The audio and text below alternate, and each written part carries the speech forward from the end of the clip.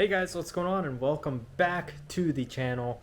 In today's video, it's going to be super fast, super quick, really important for you guys installing a sound system inside your car. As you guys know, I'm installing a 4-channel amp for my Fox body, and I'm going to go with the JL Audio C1 speakers. So let's go over how to set the gains correctly for a 4-channel amp. So the very first thing you need to do is you need to get some specs. This is the amplifier that I'm using, and of course the owner's manual always works, but I already lost mine. But this is what we're looking for. 50 watts RMS times 4 at 4 ohms. Why at 4 ohms? Well, this is the speaker that I'm using, and this speaker is optimized for 50 watts RMS at 4 ohms. So we can't exceed that. We cannot use for our calculations the 150 watts times 2 at 4 ohms bridge. We can't use any of these other equations because they're going to blow the speakers. So over here we have the facts. We have the 50 RMS at 4 ohms, and if you guys had a 2 ohm speaker, you'd be using this one, the 75 RMS. But in this case, we will not be using this. The JL Audio C1s are capable of running 50 RMS at 4 ohms. So we come over here to our calculation. Our max watts per channel, or max voltage per channel, is going to be square root RMS times ohms. So square root 50. Why 50? Because we're going to test the gains for each channel independently. 50 times the 4. So square root of 200. So our maximum is 14.14. We cannot exceed that. If we exceed that, there's a 100% chance we're going to blow our speakers. So now let's get into the car and talk about how to set this up correctly. So what you're going to need is your head unit, whichever one you pick. In my case, it's the factory head unit for the vehicle. You're going to need your amplifier. Make sure you guys have your amplifier, everything all plugged in, everything works. Now this is really super duper important. Unplug your speakers so that way you guys don't blow them to sky high. Luckily the speakers in here are cheap 1990s speakers, so I really don't care, but for the safety and good practice I will be unplugging them.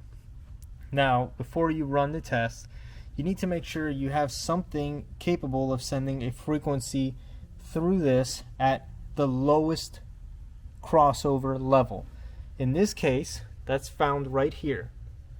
This has a high pass crossover, and the lowest it will do is 80 hertz bypass. So when you set your gains, you're going to set it at an 80 hertz test tone.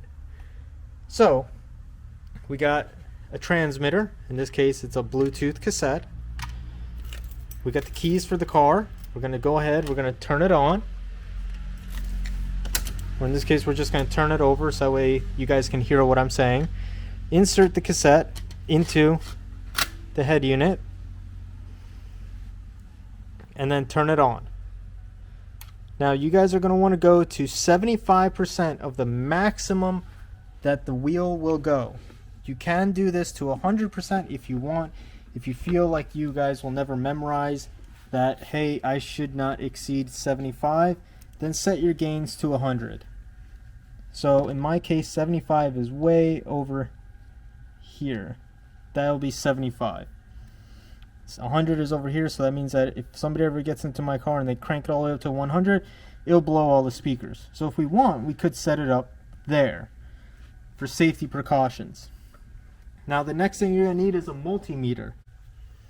So we have our 80 hertz test tone going on right now, and we are at 14.3, and the head unit is set at 75% of its maximum power. And you guys can see here the audio control is already flashing the maximized light, which means that we have exceeded our recommended voltage, and we definitely have. So I can only imagine if we set it to 100%. Let's go ahead and roll this thing out to 100% and watch how fast you blow your speakers.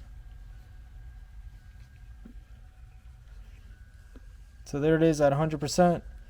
14.4, 14.5. So we've officially, yeah, we did a good job and popped our speakers.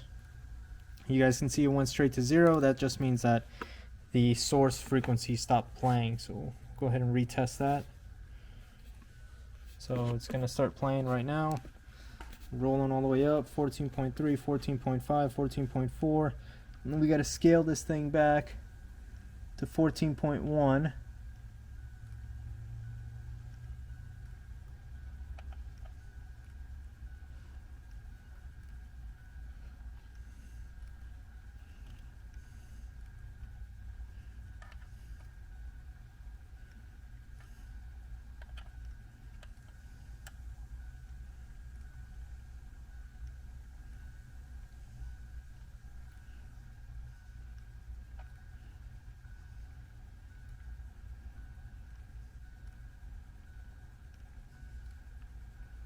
As you guys can see here, we set it at 14, and now our maximized light is no longer flashing.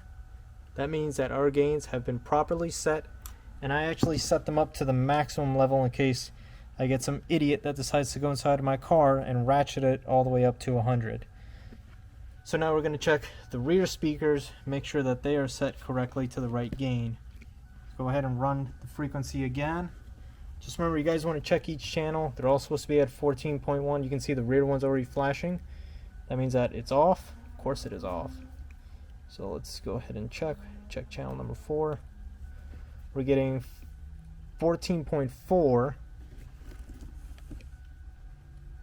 You guys can see that right there. So we got to scale it back. You guys can definitely see that light flashing. So we're going to scale it back just a little.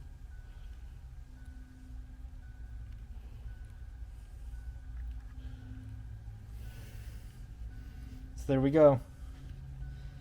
We're all set up. We're rocking and rolling.